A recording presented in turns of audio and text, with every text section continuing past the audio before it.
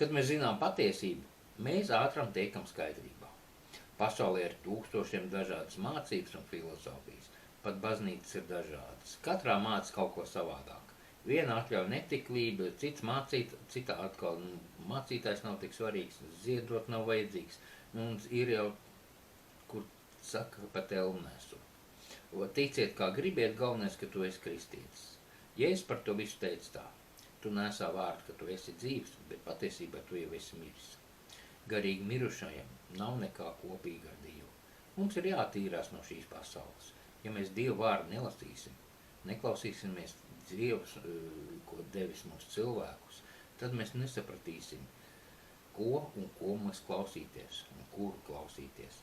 Tad mums centrā būs nevis Jēzus, bet cilvēks, kurš runā savu.